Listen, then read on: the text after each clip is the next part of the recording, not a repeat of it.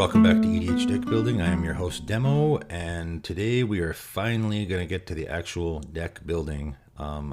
Decided to start this channel off with doing a Commander Legends review because that's, just the timing seemed right. So, but the more card reviews I did, the more I wanted to make decks. I'm going to have probably 20 different decks from this set alone. So I'm really excited about just getting right to it. I'm going to start off with a partner combination. Probably most of my deck techs for this set are going to be partner combinations. I mentioned this at the end of my partner review. Tormod and Kodama of the East Tree. I just think this is a great matchup. I discovered this, like I said, while I was doing my review. I'm like, hey, those two cards kind of work good together, because I realized that, you can play lands from your graveyard with Tormod and get those zombie tokens. And as people have correctly pointed out about Kodama the East Tree, his ability, because it doesn't say non-land, personally I think they should have said non-land or non-token, but it doesn't say either of those, so you can use tokens and lands. Tormod makes tokens, so now we have a sort of a combo where whenever a token comes into play, we can put a land into play from our hand. We can play lands from our graveyard to make tokens. There's just a lot of great synergy when you start looking at some of the cards that are involved. And like with a lot of my deck techs, when I start putting a deck together, I start to get more excited when I start stumbling across cards that fit really well into the deck. Now, obviously, the first thing to mention here is that this is essentially, it's going to be very similar to a Gitrog deck. This is going to be, it's a black-green, I want lands to be in my graveyard. I want lands to come out of my graveyard. I want to be sacrificing land, so it's going to be very similar to a Gitrog monster deck, I imagine. I've never played a Gitrog monster deck, so I don't know. Gitrog monster is mostly a CEDH commander now, so I wouldn't expect to see that in a casual game anyway, but obviously it is going to be in this deck because it's going to be great in this deck. Also, so for Tormod, there's just certain cards, regardless of your strategy, that go so well with Tormod that they're just auto-includes in any Tormod deck, regardless of the combination. Tortured Existence, Gravecrawler, and Yawgmoth's Will are all cards that I think go in every Tormod deck. Tortured Existence is, it just goes combo crazy with Tormod. I discovered this combo myself actually about a year ago, completely by accident, with Desecrated Tomb, which I had in a deck, and I had Tortured Existence, and I just, on my end step, I was going to return a creature in my graveyard to my hand. Did that, made a token, and I started to realize, hey, I could just keep swapping them back and forth. And for every one black mana I could produce, and I just happened to have Urborg and Coffers out, I can create a bat token, and I made like 15 tokens, on my opponent's end step. So obviously that Tormod and that card just go so well together. Gravecrawler, obviously, Tormod's a zombie, so another auto include. Pay 1 mana to get Gravecrawler out and make another zombie token. Yawgmoth's Will is a card that, it generally has been seen as being ridiculously overpowered throughout the history of Magic. And in the early days of Commander, it was played a lot. It's sort of one of those cards that, just has disappeared and you never see it anymore. It's super good, especially late in the game. And it's particularly good in this deck because it allows you to play lands, right? So it's just another way for us to be able to play lands out of our graveyard. Tormod triggers with each instance. It doesn't, if you delve 8 and exile 8 cards from your graveyard, you get 1 token, right? Yawgmoth's Will is going to allow us to play a land, we get a token, right? That's it. That's 1 instance of something leaving your graveyard. Then we can cast a spell from our graveyard, get another zombie token. Then we can cast a creature from our graveyard, get another zombie token, right? So Yawgmoth's Will is going to allow us, it's already a really good card on its own, but it'll allow us to make like 4 or 5 zombie tokens in one shot. Also, cards that just go really good with Tormod: Reassembling Skeleton, Phyrexian Reclamation, I mean, this is not a super heavy creature deck, but there are definitely enough creatures for these kinds of cards. So that being said, we'll move on to, I mean, obviously, Ramanep Excavator, Crucible of Worlds, and the new one from Zendikar Rising, Ancient Green Warden. Because playing lands from our graveyard is going to be paramount in this deck. That's what we're going to want to be doing. I'm going to say right off the top, though, we aren't going to be, I know everyone's going to be thinking, oh, it's a landfall deck. We got to have Exploration. We got to have Burgeoning, Azusa, all those typical cards. I don't think so, right? When I was play testing this deck, I realized that having land, I want to have lands in my hands. There were so many times when I could have put a land from my hand into play and I didn't have any in my hand. Kodama is going to allow us to constantly be putting lands into play. Kodama the East Tree basically reads play 2 lands every turn, right? So we're going to play a land from our graveyard, and then we get the Tormod trigger, and we get the Kodama the East Tree trigger. Actually, we get 2 Kodama the East Tree triggers because the token is also going to make another. So just playing 1 land out of our graveyard allows us to put 2 lands from our hand into play. So I really don't think we need a lot of those Exploration, Azusa type effects. Getting more lands out of our graveyard, though, is always going to be good. That's why I like Groundskeeper in this deck. We want to be putting lands in our hand. I mean, this is a great combo. You return a basic land from your graveyard to your hand. That creates a token with Tormod, and then Kodama of the East Tree triggers, and you get to put that land from your hand that you just put there directly into play. Just obvious synergy there. We also want to be taking advantage of the fact that we're going to have lands in our graveyard. Deathrite Shaman is great in this deck. We can exile, obviously exiling stuff from our graveyard is going to make tokens, right? So we can exile land to make mana. We can exile anything and make a zombie token. Great in this deck. Murasa Behemoth. This is one I stumbled across that I didn't even know existed. An 8/8 trampler for 6. Not too shabby. We do need some finishers. Speaking of finishers, Multani, Yavimai's Avatar, obvious in our lands deck.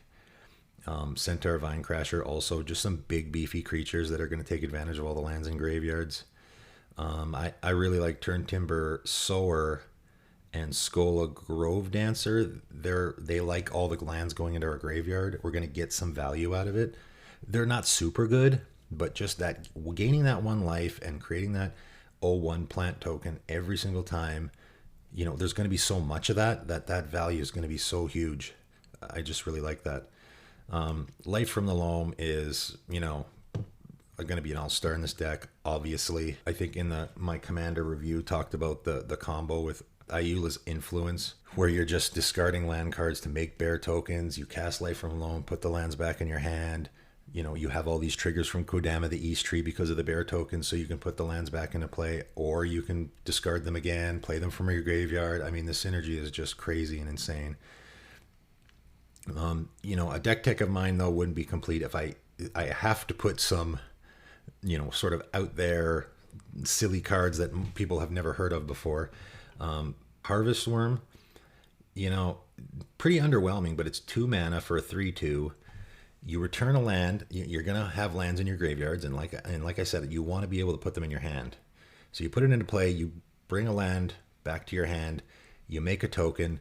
You possibly get a Kodama the East Tree trigger as well. Just so much value for 2 mana. I also like Forgotten Harvest. I just think that, especially later in the game, you're going to have a lot of lands in your graveyard that maybe are just going to be sitting there and useless. You can only play 1 land from your graveyard every turn. Also, we don't want to rely on it too much. We don't want to sit there going, we don't want to be, okay, I need a Crucible of Worlds in my deck is crap. You just don't want to go down that road because they're going to figure that out pretty quick, right? They're going to figure out what you're doing and they're going to go, oh, okay, well, I just kill his Crucible or his Ramanep Excavator and he's just going to be sitting there doing nothing. So Forgotten Harvest is a way that we can take advantage of those cards that if they're just sitting in our graveyard, we can use them later on. And because it exiles a land, right, it's going to give us a zombie token. So we get, again, just lots of value. We need to put lands in our graveyard as well. I already talked about Ayula's Influence. I think it's fantastic in this deck. Elvish Reclaimer, fantastic in this deck. Obvious include. Crop Rotation as well. Also, because both of those cards can go get us Cabal Coffers and Urborg, which obviously we're going to put in this deck. They can also get some other lands that are really important, which I'll talk about. Sylvan Safekeeper, again, another auto include in any deck like this, just to protect your commanders. It also can just put lands in your graveyard if you want lands in your graveyard. Realms Uncharted, put lands in the graveyard and lands in your hand, which we want both of. Great in this deck. Cultivate and Kodama's Reach work really good with Kodama the East Tree, because you get one land in your hand and one in play, and then the Kodama triggers and you put that land in your hand into play. So you basically just put 2 lands into play. However, I just think that Spring Bloom Druid, Harrow, Roiling Regrowth, those effects I think just work better for us because we want to have lands in our graveyard. So I'm going with those instead. Also, another card that is rarely seen, I'm sure, at most tables, Strands of Night. Sacrifice a swamp. We're good with that. Return a creature from your graveyard to the battlefield. That's always going to be good. Also mix a zombie token, right? I think there's just some great synergy there, and I just love, here's a card that no one ever sees, no one ever uses, and we get to put it in this deck. Another card no one ever sees and no one ever uses, Holistic Wisdom. I actually have this card in another deck just because I think it's really good. Especially late game. I love getting like an Eternal Witness off the top in a late game. So then, I can get back. If I need removal, I can get that. If I need a certain creature, I can get that. Holistic Wisdom sort of does that. And you can chain it, right? It works good with Tormod because you're getting something out of your graveyard, making a zombie token, and you can chain it. So you can, if I have a land in my hand, I can exile it to get a land out of my graveyard, exile that one to get a land out of my graveyard, exile that one to get and I can chain them together to make a whole bunch of zombie tokens. So I think it works really good in this deck. Parallel Lives, we're making lots of tokens, so this seems like an obvious include. I have some zombie tech. You can, if you want to go more zombie centric with this, you can. I like Noxious Ghoul. It can be really handy. Like I said, if you're chaining a bunch of zombie tokens together, you can just wipe the board with this. It's going to kill your creatures too a lot of times because there's a lot of non-zombie creatures in here. Tormod is, though, so he's good. I also really like Death Baron. I just really like Death Touch. Man, it really makes people not want to attack you. Also, Reassembling Skeleton is a skeleton, so that is relevant. Survival of the Fittest, also great. I mean, if you're playing a deck where you want creatures in your graveyard and then you want to, Survival of the Fittest and Tortured Existence together, oof, man, you just do all sorts of shenanigans with that. I also really like Lotleth Troll. It's a black-green zombie. It works in this deck. We want to discard creatures into our, we're going to do the creature thing too, right? We're doing mostly a lands deck, but we do have 27 creatures in this deck, so there's going to be a lot of creatures going in and out of the graveyard as well. So I just really like Lotleth Troll in this deck, and it fits the theme. So I also have Reprocess, another card that you don't see much. I just think late in the game, we have a bunch of lands in play. We have a bunch of tokens, zombie tokens that aren't really doing much good for us. We can sacrifice those lands and those tokens, any combination thereof, draw a bunch of cards, put stuff on our graveyard if we want it there. I just think this works great in this deck. We do have Splendid Reclamation. This is sort of a, because if I'm returning 10 lands to play, I'm only going to get one zombie token with Tormod. So, this one I'm on the fence about. This we could go with this or we could not. Also, the Mending of Dominaria, sort of the same thing, but I like Mending of Dominaria because it is going to be putting stuff in our graveyard, which we want. I also have Cavalier Thorns. This sort of does a lot of the things we want to do. You're putting stuff into your graveyard. You're returning stuff from your graveyard. You're taking stuff out of your graveyard when it dies. It works. Titania, Protector of Argoth, another obvious include here. We're going to be sacrificing a lot of lands and returning a lot of lands to play. Perfect card for this deck. I really like Underrealm Lich in this deck. Underrealm Lich is just a good card in general. being able to look at those top 3 cards and just pick one, and then the ones you don't want, you put into your graveyard. I'm not a big fan of self-mill, but this allows you to choose what you want to go in your graveyard and what you want to go in your hand. Also, combos great with Dread Presence, which is another horribly underplayed card that's great in this deck. I play a land, get the draw card trigger. Instead of drawing a card, I look at the cards. I get the Kodama, the East Tree trigger too for putting a land into play. Then I look at the top 3 cards. I take a land out of the 3, put the rest in the graveyard.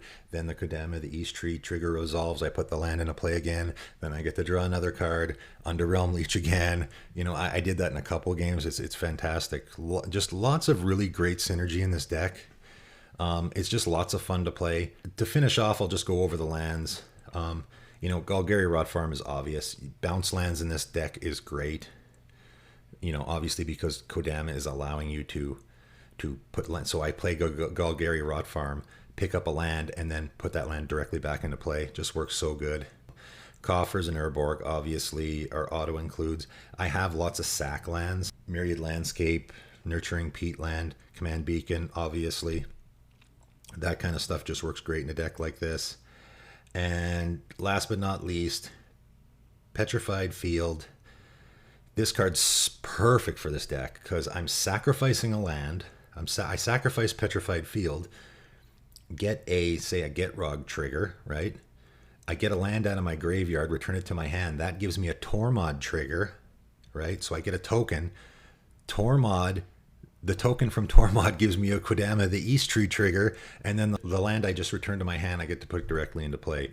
Again, so much synergy, lots of fun. I really, like I said, I accidentally discovered this while I was doing my Commander Legends review, and I'm just like, man, it works so well. So build it, have some fun with it, and I'll see you in the next Deck Tech.